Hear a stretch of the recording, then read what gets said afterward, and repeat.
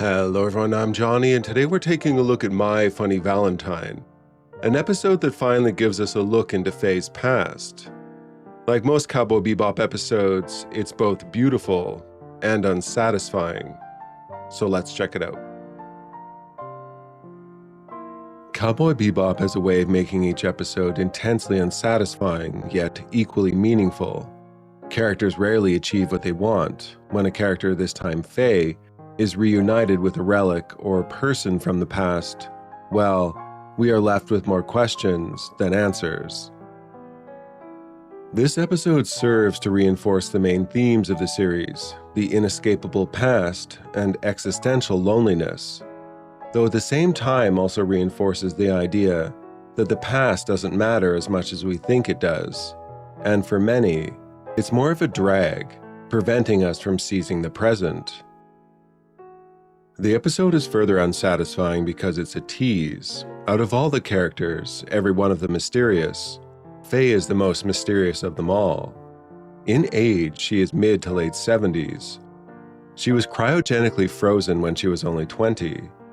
During her stasis, the Great Astral Gate accident happened, throwing her records and treatment into the wind and into the stars.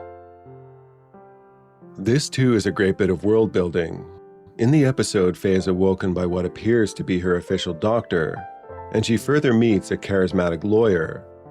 What's really going on here is a fraud operation involving those who are in suspended animation. Basically, the scheme here is to awaken Faye, saddle her with manufactured debt regarding her medical treatment, 300 million wulong and change in this case, and then essentially enslave her to that debt. It would be reasonable to believe that some of these people in suspended animation might have assets that could be traced down. They would also be highly vulnerable medically and socially, having awoken in a different time and place. This sort of unthinkable fraud actually speaks volumes to the chaos that the Astral Gate disaster caused. 4.7 billion deaths on Earth, and this would have thrown our entire civilization into chaos, taking generations to remedy. This is why cowboys exist after all, freelance police work, while our institutions are rebuilt. But anyway, chaos creates endless opportunity, and you could totally picture disenfranchised medical professionals also trying to survive however they could. Billions of people died while Faye was asleep. It wouldn't be hard as a scumbag to qualify her as lucky to have slept through it. And not such a big deal then to take advantage of someone so lucky.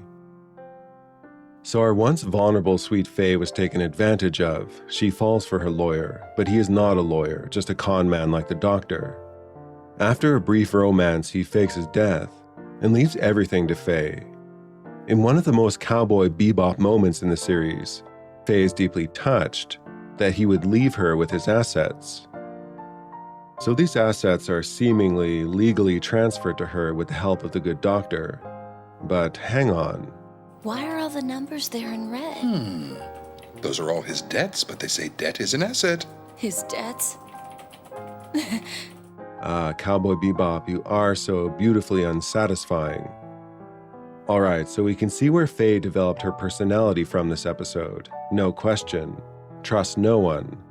Take advantage, or be taken advantage of. Though I will say this episode or the series never really gives us a sense of how Faye developed her amazing combat and flight skills. You just have to accept that they are self-taught through survival, which really kind of just makes her all the more badass. Anyway, back in the present time, Jet is bringing in a lowly bounty worth just enough for a decent meal or two. Well, who is this bounty? Faye's former lawyer and romance con artist, Whitney Haggis Matsumoto. What a name. He has gained some weight and has been up to his old tricks all these years. So she frees him and runs off. She wants answers. But the man is as slimy as slime goes. A lifetime of conning has left him unable to speak the truth, even if he tried. All Faye discovers in the end is that no one really knows who she is at all. In fact, the doctor who revived her gave her the name Valentine, after one of his favorite love songs. What's touching about this episode is that Jet and Spike, minus a little skirmish, sort of just tolerate her kidnapping their bounty and running amok. She's forgiven as though it never happened, like family might. They understand her difficult relationship with the past. Spike even throws her a coin at the end for her share of the tiny bounty. Once again, belonging is right in front of our cowboys, but is often shrouded by the past.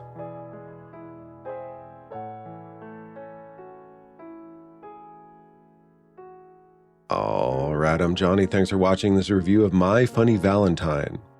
Do like, subscribe, and all that. But most importantly, do take care and have a nice rest of your day.